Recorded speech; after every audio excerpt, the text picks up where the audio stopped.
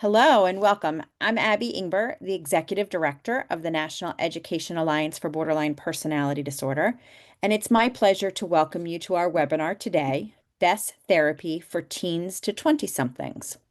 A little background on NEABPD, the National Education Alliance for Borderline Personality Disorder.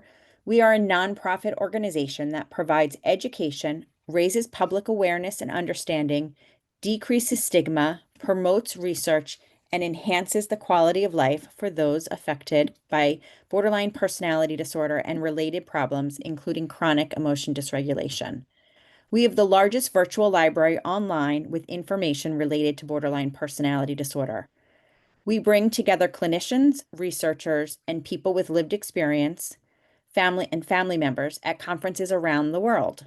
Our signature program is Family Connections, a 12-week manualized course for caregivers of individuals with borderline personality disorder and chronic emotion dysregulation. In this course, we teach psychoeducation skills while offering support. We also have a course for parents in distress due to their child's previous suicide attempt, self-harm, or other dangerous behaviors. This is our Managing Suicidality and Trauma Recovery course. Please feel free to check out our website at www.neabpd.org for more information. Before we begin, we just have a few housekeeping messages that we'd like to share with you. This program is being recorded and will be uploaded to our website. Your video for all the participants has been disabled and you are on mute. We're going to ask that you submit your questions via the Q&A, not the chat. Our panelists and presenters will answer as many questions as time permits. We ask that you keep your questions specific to the presentation topic, as this is not a forum to ask for advice for a personal situation you may be experiencing. The opinions expressed today are those of the speakers. They do not necessarily represent the views of NEABPD. This webinar is not intended to be political. It is also not intended to be therapy or a substitute for therapy. We are an education-based nonprofit, and this webinar is meant to be educational. We do not intend to say anything that may be triggering, and we ask that you exercise self-care. If you do find something triggering, we ask that you sign off immediately and tend to your needs. 988 is available in the United States 24/7 as a resource. Please reach out to your mental health provider or support system if needed. It's now my pleasure to introduce our presenters, Barbara and Anthony. Barbara is a PhD. She's a clinical psychologist in private practice, a mindfulness teacher, and an adjunct professor at the State University of New York at Old Westbury. Anthony is a retired school psychologist currently in private practice. His professional interests include the assessment and treatment of personality disorders and the application of mindfulness and Buddhist psychology in psychotherapy. Both live and practice in Long Island, and they've co-authored a book, Best Therapy for Teens to 20-somethings, A Parent's Guide to Finding Mental Health Support. It is now my pleasure to introduce Barbara and Anthony. Thank you, Robin and Abby. We are really honored to be here tonight with this community that we feel very, very much connected to. For the sake of time, our plan is to move through our presentation quickly and then to answer as many questions as possible at the end. Our contact information will be on the last slide. You will get a copy of the slides after the presentation, and anyone is free to email us if they have a question that we don't get to. I'd like to start by reading an emotionally intense poem that was actually written by a former client when she was about 18 years old. This poem captures her experience of psychiatric hospitalization as she struggled to make sense of her bipolar disorder diagnosis. Note, this is only one person's experience and observation, but others have told me that it resonated very powerfully with them as well. And although she was writing about her bipolar diagnosis, her comments could apply to any psychiatric diagnosis where a psychiatric hospitalization was involved. It's a bit lengthy, so I ask for your patience. Bang, fist hits wall. Tears streaming, people screaming, chaos in the hall. Diagnosis after diagnosis. Do they even care about me? Pills shoved down my throat, psychiatrist to see. Line up for your meals. Make sure you're on time. Can't trust anyone there, but have to try to survive. Problem people, messed up humans, projects to be worked on. Why not special, brilliant, or creative? None of those words come to mind. It's sit down, be quiet, and don't overanalyze. Learn from the higher ups, they know best. This cognitive behavioral therapy, geez, just put it to rest.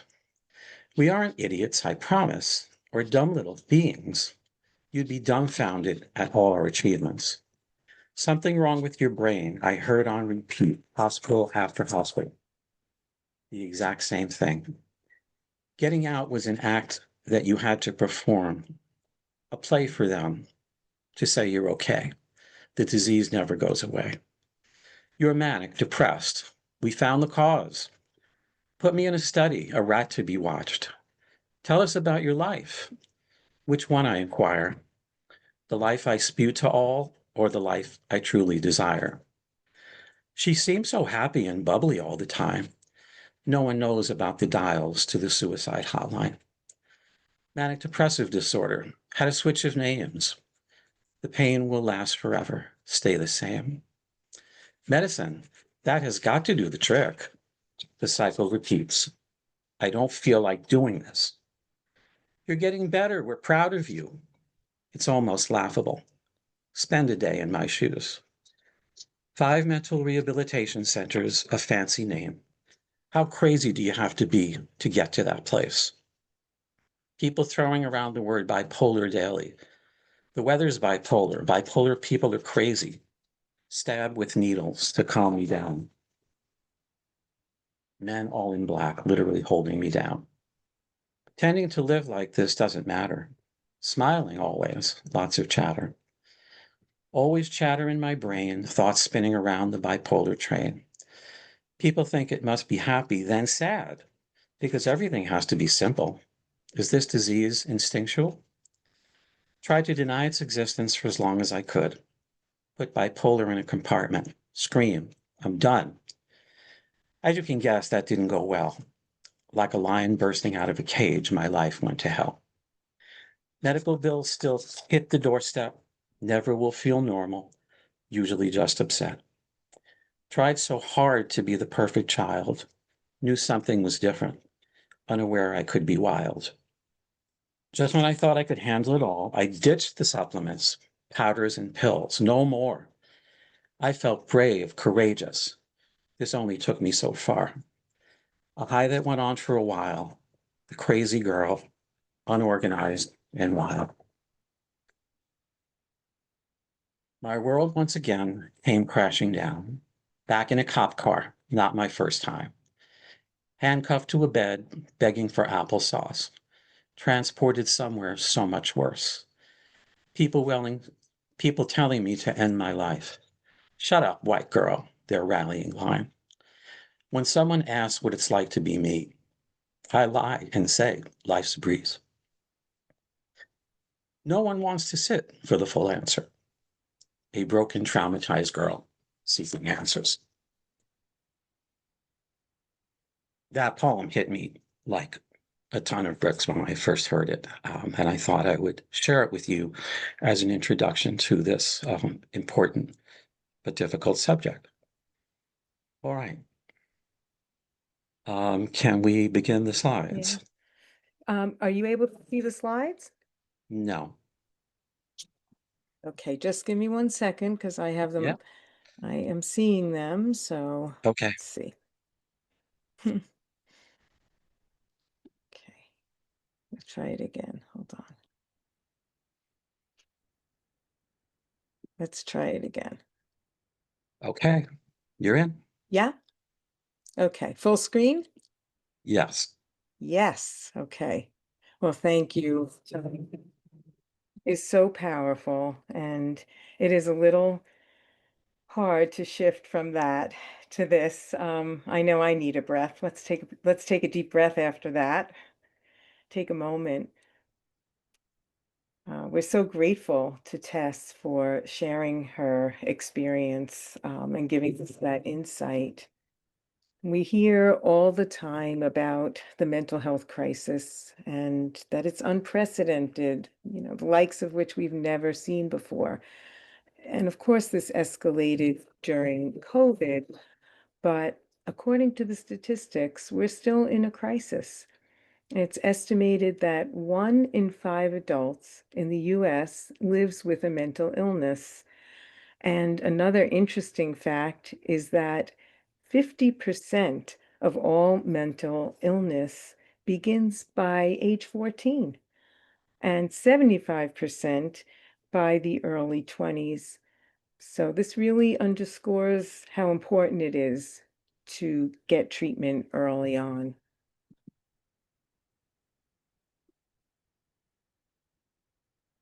Just trying to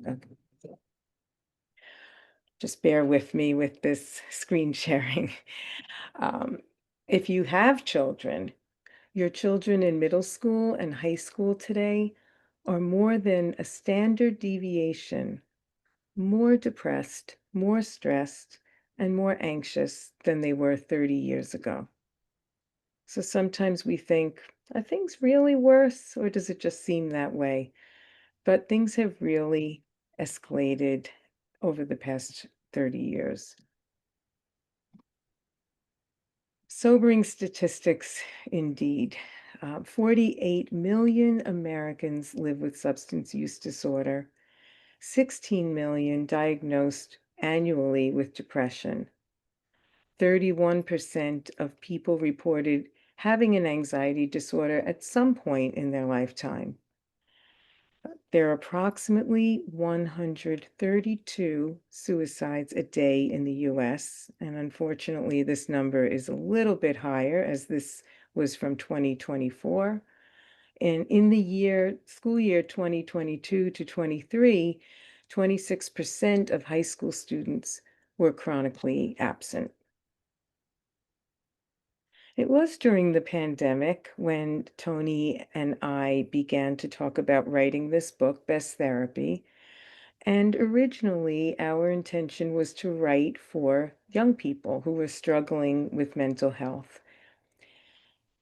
At one point, we realized that we needed to pivot and write this book for parents because the parents are really on the front line trying to get help, trying to figure out what to do when their kids need help. So we wrote Best Therapy for the parents of, we use the term T2Ts, which stands for teens to 20 somethings. So if you hear us use that term, then know that it refers to teens to 20 somethings. What we did not know when we shifted and made that pivot was that a month before our book was released, which was September of 24, the Surgeon General released his advisory, which actually raised concern about parents and caregivers and the stress that they experience in terms of trying to help their children. And his advisory stressed that parents need tangible support. So the purpose of our book, Best Therapy, was just that, to give parents some support in navigating this mental health care system, which can be very confusing and difficult for people, and to really help and assist them in finding the best fit therapist for their T2Ts. Unfortunately, the issue of guns in our country and the increase in the amount of guns that are available, combined with the mental health crisis, is obviously, it's become a real problem. And of the 143 countries in the World Happiness Report, this was in 2024, the US ranked 62nd. This is for people under 30. For older adults, it was a little bit better at number 23, but we can see more evidence that our young people are struggling. And we have come a long way in terms of reducing stigma associated with mental health help. We still have a long way to go.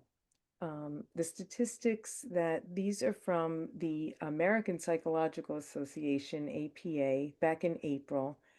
And by the way, you will receive these slides, so we are not going to address every single thing on the slides because there's a lot of information on here. But just to summarize, 84% of adults who were interviewed still believe that the term mental illness carries a stigma. And we need to do better, right? Because if we can't get people to feel comfortable to reach out for help and find their way to our offices or our Zoom rooms, then we can't help them. So we work really hard. I know we all have this same mission to help people get to a place of comfort and understanding that mental fitness is just as important as physical fitness. And there is certainly no shame in taking steps to improve our health in either of those areas. In our work, we try really hard to depathologize mental health struggles, as certainly all humans have them from one degree to the other. And we stress that there's a wide range of what's normal, from everyday struggling to at times feeling immobilized. And the environment and genetics playing a part in what develops. We try in our work always to connect people to feeling their inherent goodness. We emphasize that you don't need a diagnosis to benefit from therapy. Thankfully, more recently, there have been positive role models, more visibly to help people to understand how important it is to have the courage to advocate for themselves and their mental health. We're very grateful to Simone Biles, for example, for coming forward and trying to help by sharing her struggles to help people to feel more comfortable about getting help. And she was quoted on World Health Day as saying, "Use every outlet available to you. You are not alone." Those 4 words are really significant. You are not alone, because it's so important, especially for our young people, to understand and really believe that we all struggle as humans and there is support out there and they're not alone. Tony? Thanks, Barbara. These next 2 slides I'm actually not going to cover other than Barbara will highlight some of the information in those slides, assuming our tech works. There you go. These are characteristics of emerging adults. And there is the citation of the original research that described that term. Adults from approximately the age of 18 to 29. These are some of the characteristics that identify that group.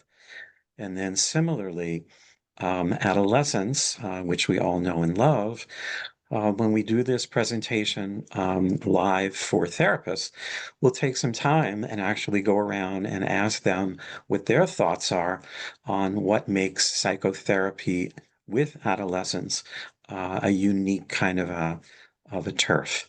So these are, again, for your information, and we'll move to more important information related to this audience.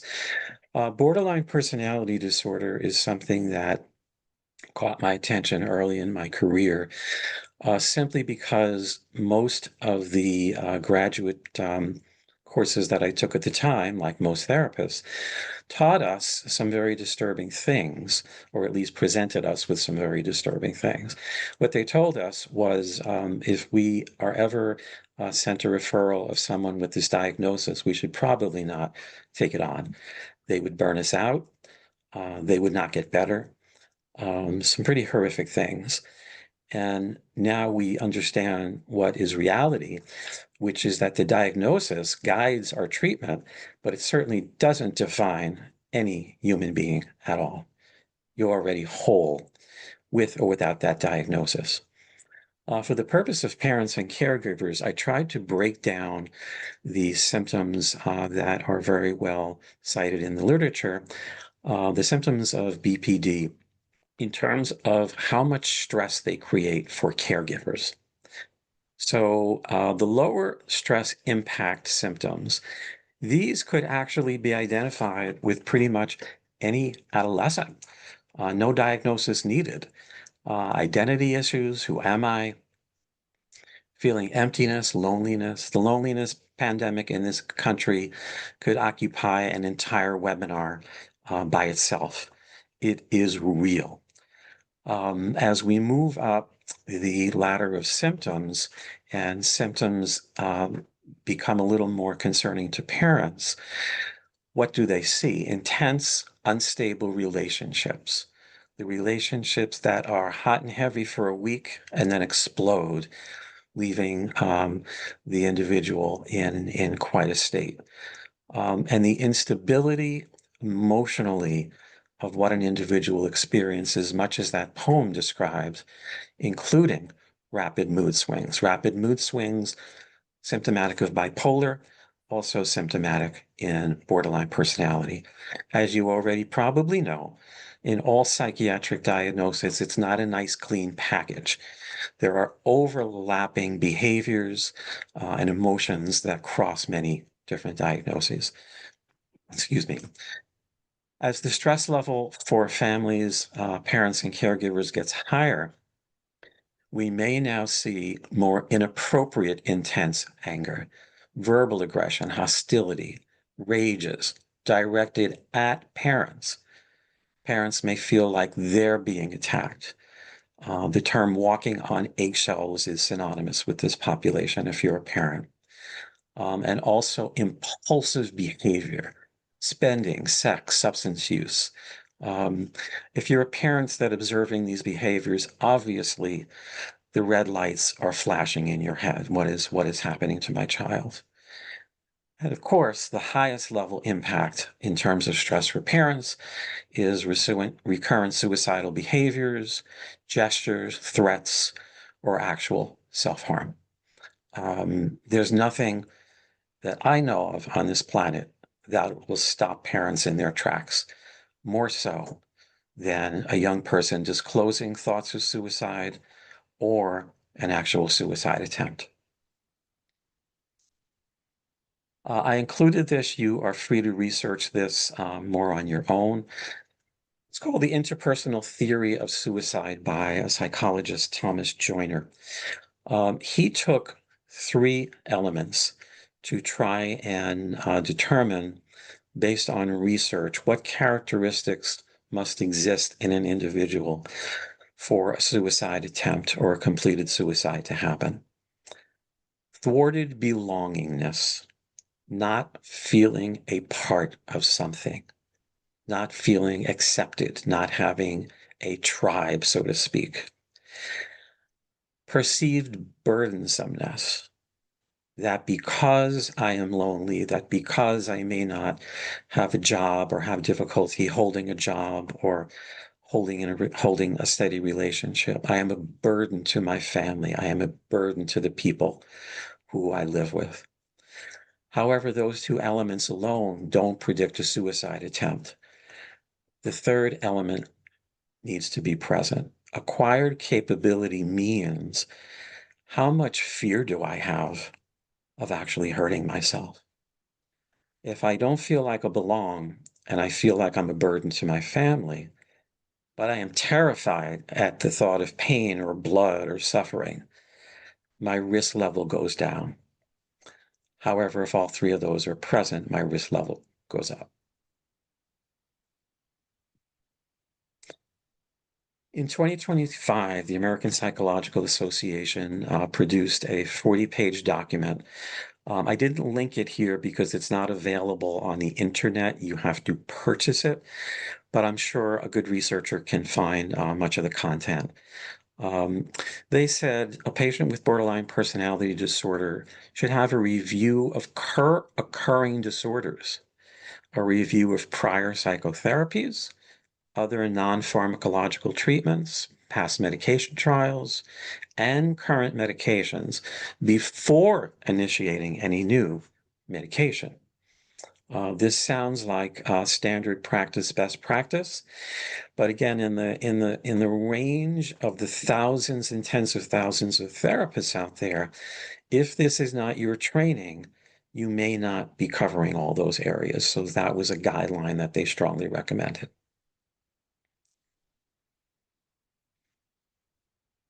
So in our experience and our work with parents, we've come across some common obstacles that parents face in seeking treatment for their young people. One is that it's hard sometimes for parents to know the differences between all of these different types of therapies that are out there. And that's something that we'll talk about a little bit more in depth later.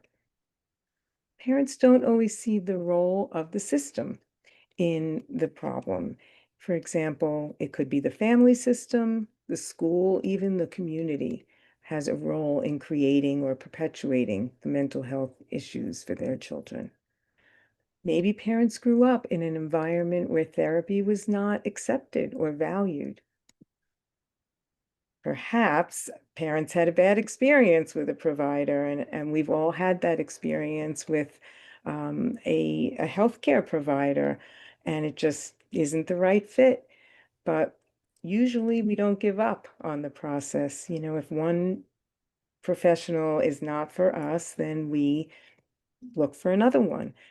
Unfortunately, sometimes we find that when people have had a bad experience with a psychologist or a therapist, they might just kind of write it off. So we hope that we can address that. Parents don't always see therapy as possibly being preventive in nature, also. Not just something that you use once there's a problem, but a way of providing tools so that we can manage stress better and, kind of catch things before they escalate. And of course, as we said earlier, parents still feel many times that there is a stigma associated with getting help for themselves or their children. And some of the challenges that we work with again and again, parents will ask, how do I start the conversation with my T2T about therapy? Um, it's really important to frame therapy as an opportunity. It's an offer. It's an offer for a safe space. You can talk without judgment. It should not be used in a threatening or a punitive way. Sometimes there's resistance. So parents will ask, well, how do I keep cool if my TTT is reactive? And of course, they may be reactive. It's very normal for teens to feel, resistance when this subject is broached. And it's really good to try to stay calm and matter of fact, not get caught up in that emotional storm. Sometimes, if you imagine that you're talking not with your own child, but with a friend or a niece or nephew, it helps to take the emotion out of it a little bit. And it also might be helpful to find out why they're being, resistant. What is it that they're concerned about? What is it that's important for them as well? If you know that it really matters to them, it may help to increase their motivation to go to therapy. For example, if socializing is a struggle, maybe there's social anxiety or feeling awkward in social situations, and therapy can be connected to building social skills, and avoiding less and approaching social situations more. That might be something that could help in everyday life and would help motivate the young person to try therapy. So how do we present this welcoming introduction to psychotherapy? Um, First of all, the voluntary nature of the process needs to be emphasized. That this is, again, something that is an opportunity. It's not something that's mandatory. It would be good to inquire if there are any preferences about the therapist. What kind of characteristics might your child prefer? And we always try to look at it as a collaborative problem-solving process. This is not another authority figure in your life who will be telling you what to do and trying to, control you. It's really important that it's viewed as a team process. It's important to discuss confidentiality and what that means and what the limits of confidentiality are. Maybe even to contract for a few sessions and say, after 3 sessions, then you can decide if this is something that works for you. We often get the question, how do I handle outright refusal to go? And sometimes if other people in the family will be involved, it's helpful. How can we do things better as a family? Um, so it's a win-win for everybody because we can't force somebody else to want to go to therapy. It's more fruitful to focus on what are the things as a parent that are in your control. You could do the research, you can provide transportation, you can talk about, confidentiality, but you can't force somebody to want to be there. And sometimes it's important to express willingness to become involved in treatment if your T2T should desire that. Also, a willingness to stay out of it if that's what's needed at the time. So just to sum that up, a few things that as parents we can do. We try to stay calm during the emotional storms, to validate feelings, not the destructive behavior, but the feelings, to set consistent and yet compassionate limits, and very important to learn and practice taking a pause and deciding what would be the most skillful way of responding instead of reacting emotionally. In our book, we do summarize some of these therapy modalities because it can be really confusing. There's so many different, and sometimes they're overlapping, and people aren't really sure what they're looking for or what they're getting. So I'm just going to run through a few of the most common types of therapy that people search for. Probably cognitive behavior therapy is a term that most of you have heard. Cognitive behavior therapy, or CBT, focuses on the relationship between thoughts, feelings, and behavior, and identifying unhelpful or irrational thought patterns and being able to replace them with more workable ones. ACT, or acceptance and commitment therapy, focuses on flexibility, and helping people to live meaningful lives and accepting the fact that there will be pain and there will be challenges, but we can make room for that. And at the same time, we can learn behaviors which will move us forward and be more consistent with our values. EBT, dialectical behavior therapy, is also something I'm sure many of you are familiar with, also focusing on the process of acceptance and change and emotional regulation. Mindfulness practices, we actually work a lot with, and mindfulness practice focuses on helping people to be present and pay attention without judgment to whatever is their experience in the present moment. Um, and at the same time, in addition to managing stress, we try to focus on being present for the joyful moments in life as well, and to keep that balance. The family systems approach is, it focuses on the role that individuals have within the context of their family and how family members influence each other and also contribute to the overall health and well-being of the family. Spirituality has been getting a lot of attention lately because of its connection to mental health. There is a lot of research showing that people who are high on the spirituality dimension are also lower on depression. So that's a very interesting um, connection.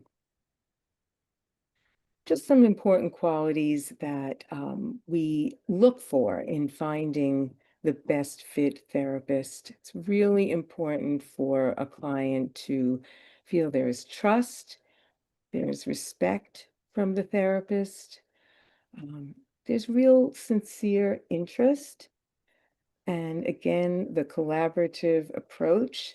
You know, I'm not the expert and you're the only person who has to learn, but we work together and learn from each other, work collaboratively. And of course, feeling kind, compassion from the therapist is so important. So we're offering just some important questions that if you are searching for a therapist for your T2T, you might want to ask, what ages do you treat? How many years have you been in practice? How many teens and emerging adults have you treated with some level of suicidal ideation? Do you have a standard written safety plan? And what's the role that you see for parents in treating teens and emerging adults? And finally, we can't really emphasize this enough, the importance of self-care. You know, that old oxygen mask story it really is true. If you don't take care of yourself, it is really impossible to take care of the people you love. And many times we're asked, do I need to go to therapy myself when my T2T goes to therapy?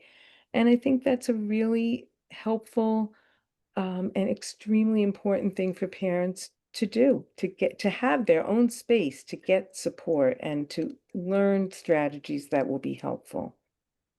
And setting boundaries is a tremendously important part of self-care, not just with your kids, but in all relationships. Prentice Hemphill has stated it extremely well, better than I could. And he says, boundaries are the distance at which I can love you and me simultaneously. So it's not either or, it's got to be both.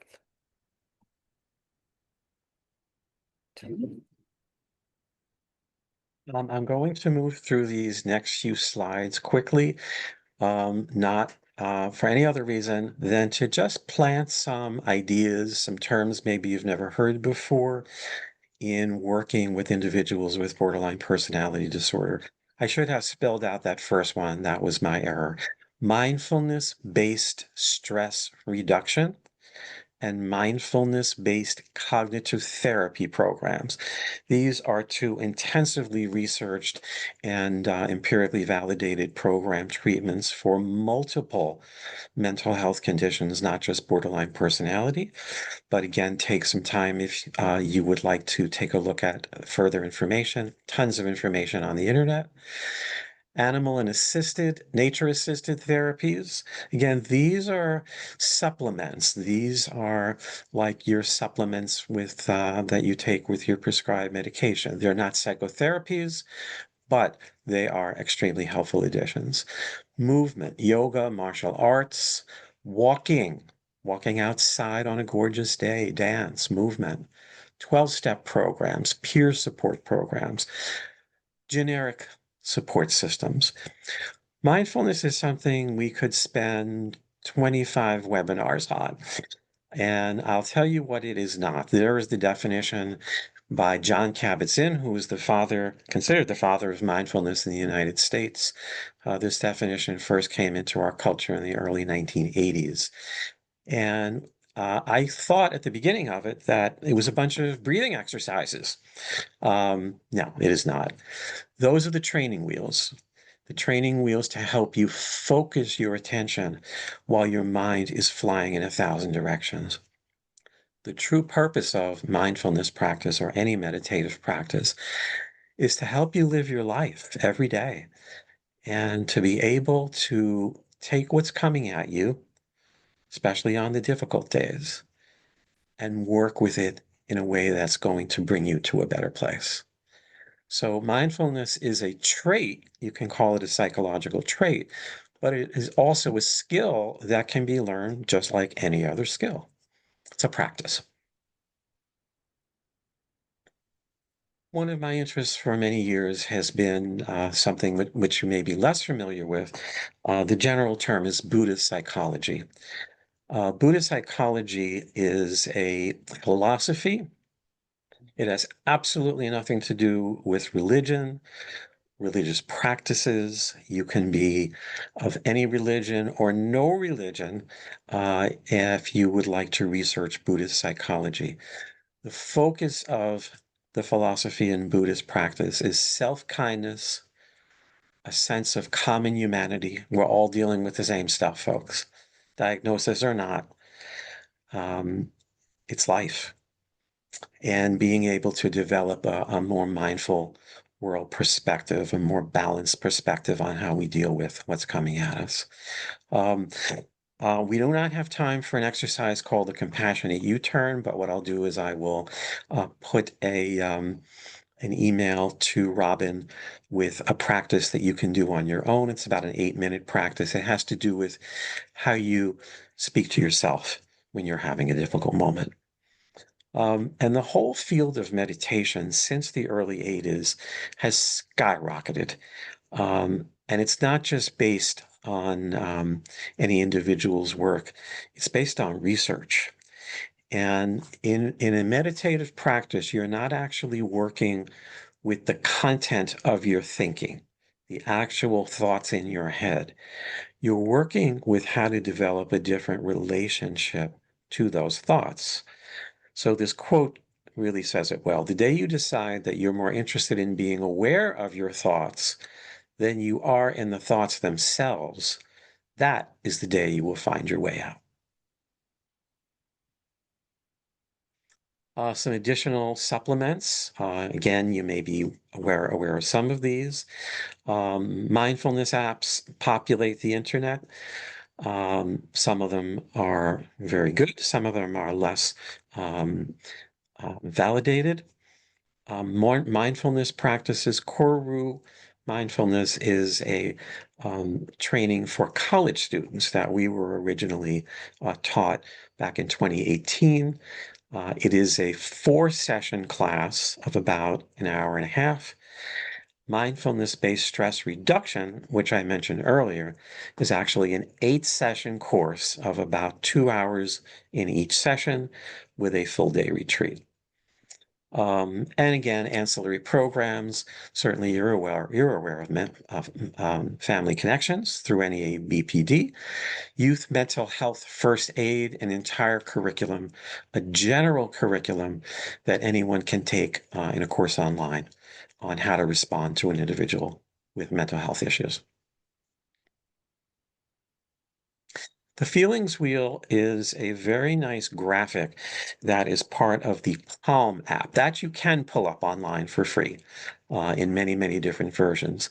It helps people in expressing emotion in more nuanced ways. So particularly if you're working with teenagers or young people and you're asking them to express emotion, they may come back to sad, happy, etc., some very core emotions.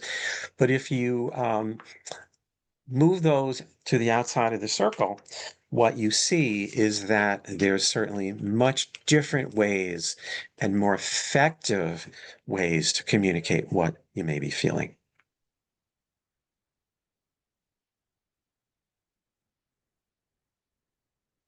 Resources and local supports, programs that are out there across the country, friendship benches.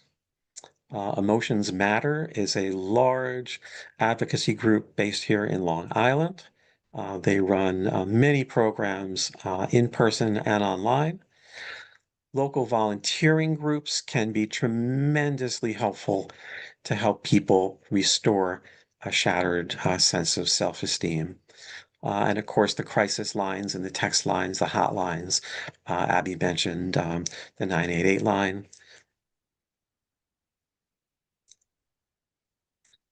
This is a high school program. I am not going to take time to review it, but it is a peer helping program which exists in multiple high schools across the country. And peer helping is obviously the place at a young age where young people can be taught to intercept friends and colleagues who are developing mental health issues, particularly young people who might be expressing suicide.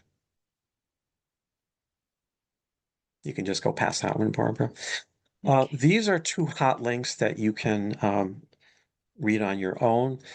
We mention AI only for the reason that it is not only a hot topic in most webinars and in most family dinners these days, but these are 2 articles from the New York Times which describe 2 parents' experiences in interacting with ChatGPT and the unfortunate outcome that occurred. So you can read those articles. There are also other hot links embedded in each of these articles. I'd like to close by just reading a foreword from this book. I Hate Myself. The author was Blaise Gary. He did a webinar a few weeks ago. And the foreword is written by Jewel, who many of you know as the Grammy-nominated singer-songwriter, an actress, a humanitarian activist, and a mental health advocate. In the foreword, she's describing her early life experiences at the age of 15, trying to decide if she could afford to move out of her home, coming to terms with her father's abusive behavior. And she's sitting there eating an orange. And I'm going to read a portion of her foreword. So there I was peeling my orange when I had an aha moment. At the time, I had been reading the writings of some Greek philosophers, as well as learning a bit about the impact of nature versus nurture. It got me thinking, what if my nurture was so poor that I would never get to know my real nature? What if my trauma was so complete, so encompassing, that it obscured my chance to know the real me? As my fingers dug into the rough and stiff orange peel, the aha realization struck. The peel is the orange's way of protecting itself from the outside world. The protective shell has evolved to keep the most valuable parts of the orange, the nourishing fruit and the life-giving seeds inside. What if I was the same? What if my painful nature had similarly led me to develop a protective layer in order to keep my true self intact? My nurture, in part, created my personality. My environment led me to make certain assumptions about myself, ones that caused me to develop a specific type of protective defenses. A wonderful book, a beautiful forward. That's just a portion of it. Um, the remainder of the slides have resources for you, books and other items, but I will stop there so we have a little time for some questions. Thank you so much. We do have a number of questions in the Q&A. So the first is, if our person is over 18 and lives with parents still, how should we handle communicating with their therapist about concerning things going on in the house that are affecting the stability of the relationship and the living situation, especially if we've never met or talked to the therapist? Wow, you go right into it, don't you? Okay, I'll jump in on that one, and Barbara, you could certainly comment as well. Um, in a psychotherapy relationship of an individual with any age, it is most important that the client develops trust with the therapist. So that in my practice, what I will say to young people is that you are free to allow me communication with your parents, or no communication.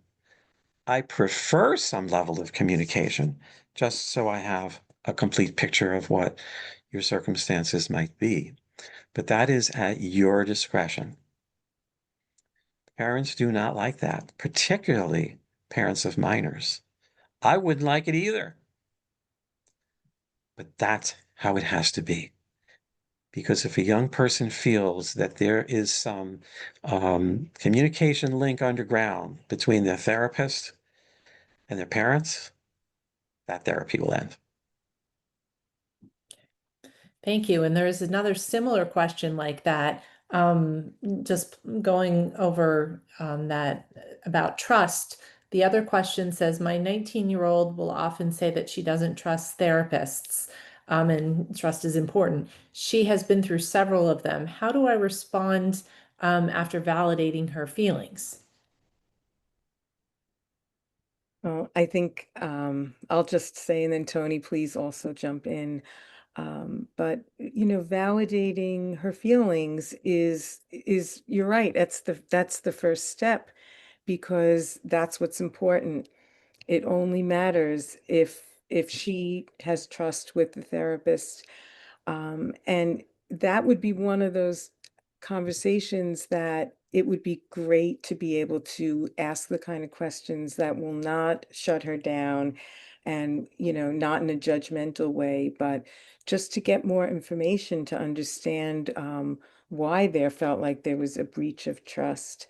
And I think it's so important for, as I said earlier, for kids and adults as well, to remember to trust their own selves. And if the fit is not right with the therapist, yeah, as we say in our book, there is always a right fit therapist out there.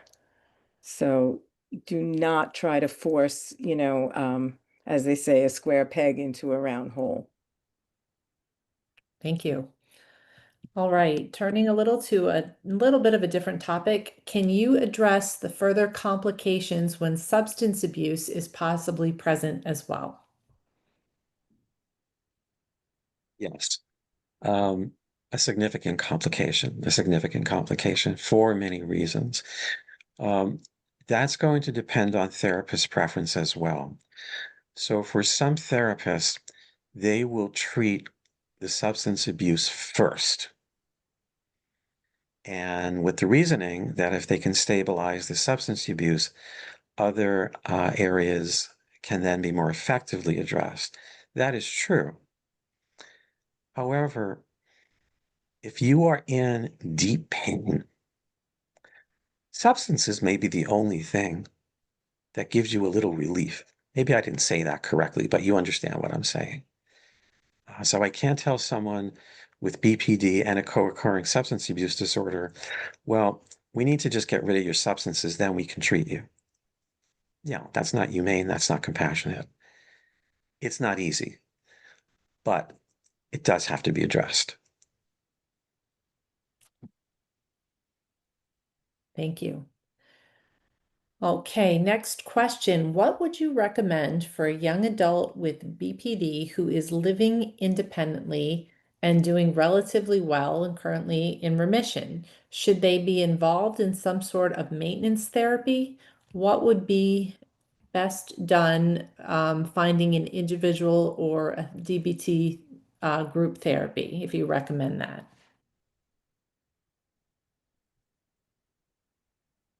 I think that would depend on, um, maintenance therapy would be a great idea, to maintain progress.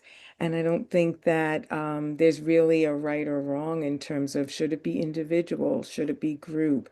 Would they benefit from another type of program, or as we mentioned earlier, maybe taking a mindfulness class that would help to solidify that skill more. As we know, that's, one of the really helpful skills. Um, and so it's great to research what is out there. I noticed there was another question, if you don't mind, I'll just kind of combine them. Somebody had asked about, how most sessions are traditionally where the therapist and the client are sitting for the entire session. And how can you find a therapist who uses movement during the therapeutic process? So that's another good example of, I think Tony had mentioned that earlier when he was reviewing the slides about some alternative approaches, that movement can be really therapeutic. Even with meditation, there are times when people do sitting meditation, and there are times when they really can't sit for that, and they're much better served by a walking meditation. So it's really an excellent point. I work with a lot of people now. Again, I think this is one of the silver linings of COVID, being that now people do a lot of telehealth, and some people I see say that they love to walk at the same time that they're talking because it's so much easier for them. It relaxes them, it helps them express themselves better. So I really think flexibility is the key. Thank you. And I think we have time for just one more question. Did you see anything else in the Q&A, Barbara or Anthony, that you'd Let's like see. to answer? I'm just glancing through. Um, I do see one about someone who's on the wait list for DBT and is yes, interested if there's anything they can do to prepare themselves for it. right. I was just looking at that as well. And so why not, right? If you're on a wait list, and unfortunately, that is the case sometimes. And I know there can be long wait lists even, for having an individual therapist. But as Tony mentioned, there's so many um, alternatives out there. There are apps, there are classes, there are podcasts there that are really great. I happen to love one. I'm giving a shout out now to Melly O'Brien. She has a podcast. She um, gives extremely concrete tools, and that's why I love her so much because we can talk a lot about theories and postulate about why things happen, but it's so helpful to walk away feeling like you have something, concrete to try. There are practices to try. Tony, what else am I leaving out? I think the only thing I would say in closing is to echo Jewel. Young people are already home. Adults are already home. Go inside. Go inside the orange. The protective layer is not real. It's what was developed to protect us. The real answers are underneath. Go inside that orange. Take a bite. Thank you so much. I'd like to thank everybody for attending our webinar this evening, and thank you so much to Barbara and Anthony for sharing their time, giving an amazing presentation, and also answering your questions. As they said, we'll have the slides available with the recording, usually in about a week. Let me just sneak one more question in here. If you want to give a shout out, someone in the audience asked if they could continue learning. If you have a social media handle or any other resources you'd like to recommend, if you want to give a shout out now or send them to me, and I'll be sure to post those along with the slides.